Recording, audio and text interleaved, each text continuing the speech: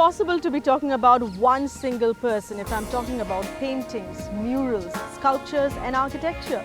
Well, yes it is, if the person I'm referring to is Satish Gujral.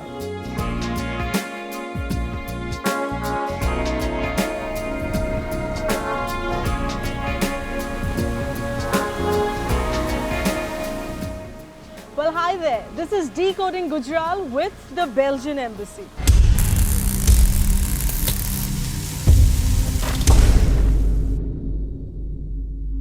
In this particular capsule, we're going to be focusing on Satish Gujral's architectural work, and what better place to start that than this signature structure.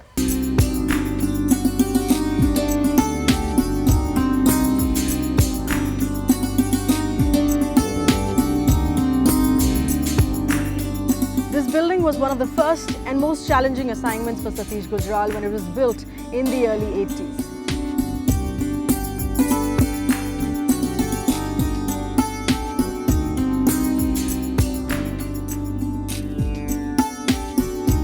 What do you think is special about this structure? Well, the whole concept of the structure is special. The volumes, the way the structure has been divided in two wings with a huge hall in the middle.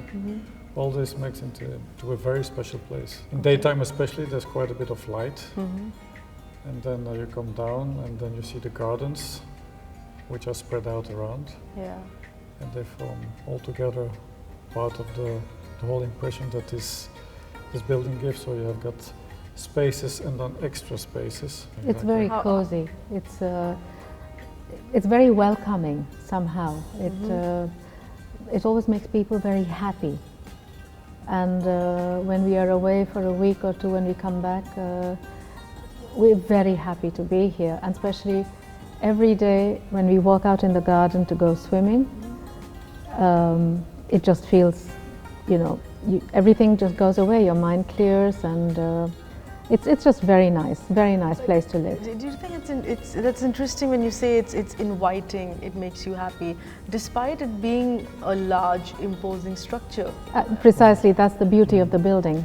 That's the remarkable magic, I guess, of the place. You've been to, in your various other postings in the previous years, you've stayed in structures, you've stayed in houses that have been castles and historic structures and their heritage now. Do you think this structure qualifies to be the same, if not now, at least in the coming years? It is clearly, according to me, already a heritage site now. It is part of, I guess, modern Indian architecture. In that sense, it is a heritage building, no doubt about it. It's been the best business card for Belgium in India. It really has. That's a lot to say. Yes, yes, it is. This house, this place, this building is a very good business card for us.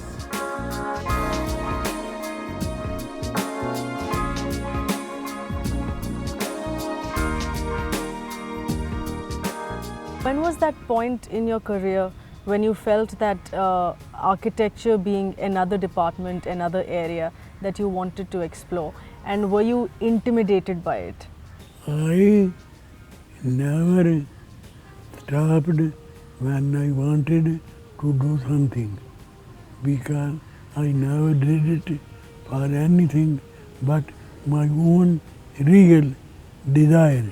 Architecture is dominated by requirement. So if an artist design and succumb to requirement, it will not be neither figurative nor abstract.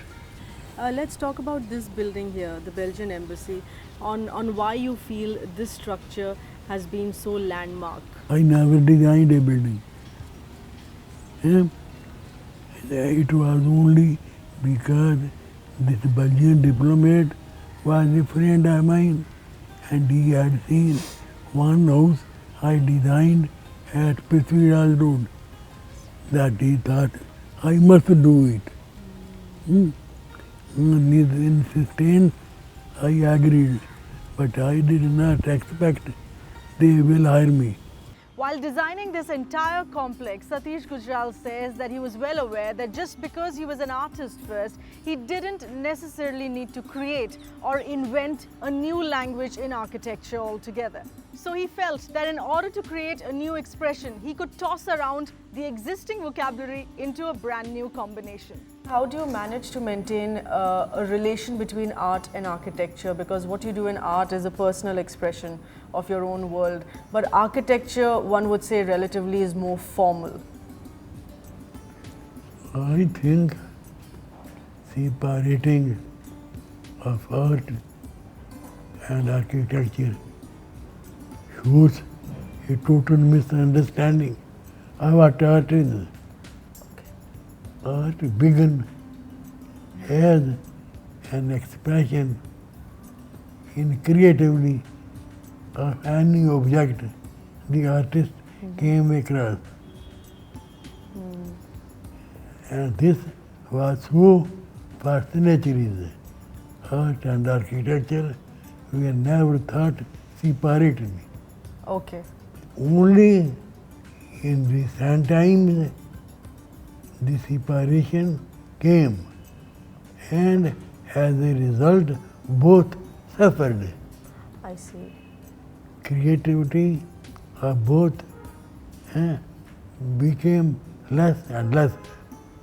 Even in modern times, most of great architectural changes were brought by those who began as artists.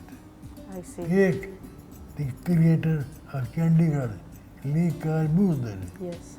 Up to the age of 35, he had never built a building.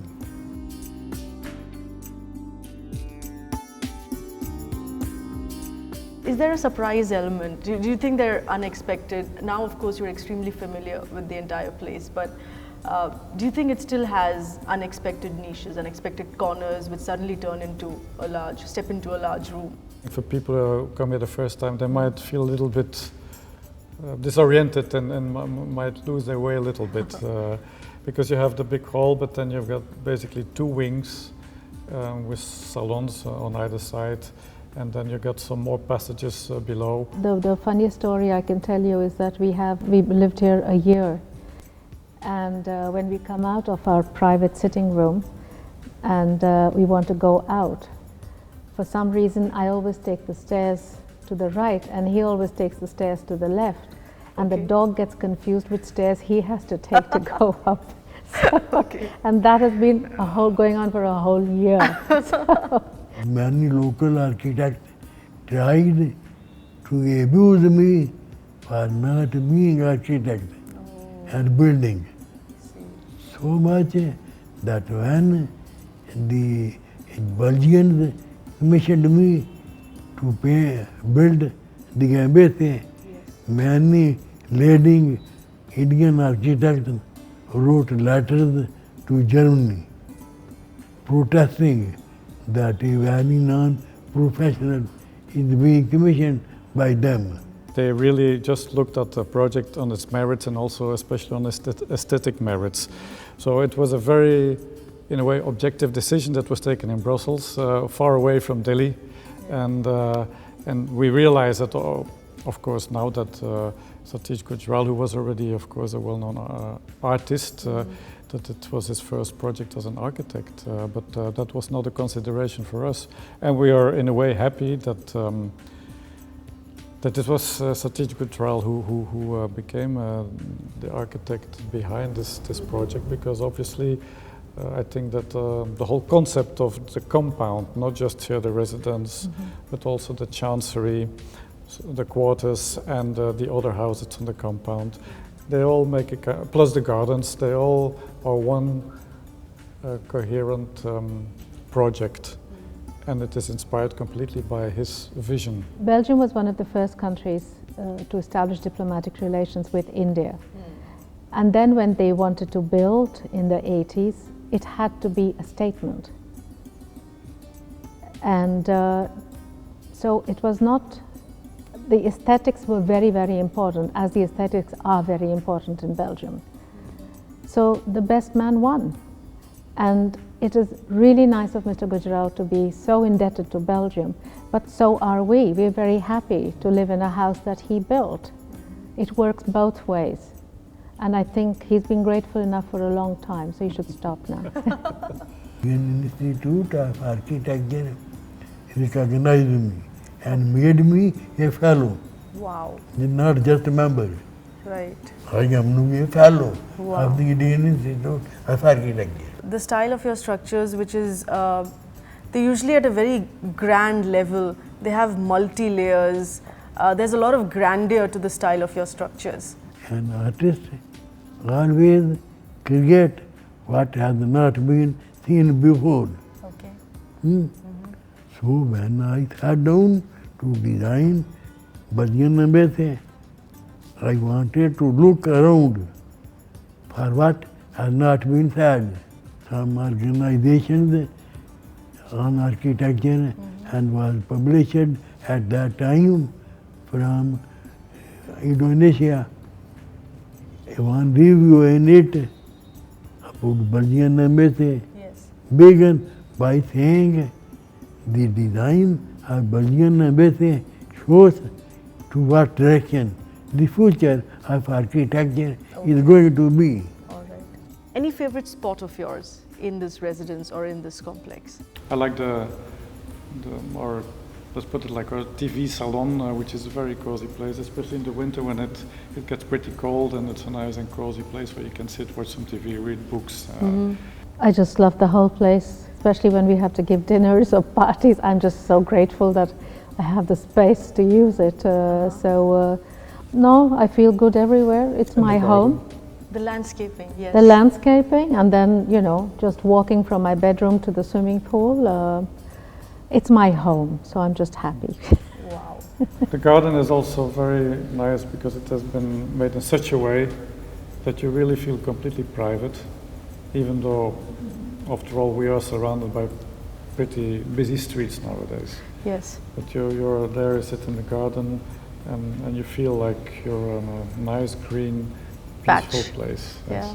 Yes. And he was also explaining on how he did the landscaping. This was completely flat land. And he made these mini hills, and I mean, The that Swedish was, embassy was being dug up, yeah. and they were throwing the mud away. And instead of going and buying mud somewhere, he said, why don't you just dump it over here? And that's how we got our little, you know, hillocks and things like that over here. So I guess you thank the Swedish embassy for their mud. So. As you were mentioning, this came in as a complete package in the form of a complex. So when you go to work the next day, it's a continuation of the same ambience. It's therapeutic as well. Serene. I mean, it does take the stress factor away, whatever you may be doing.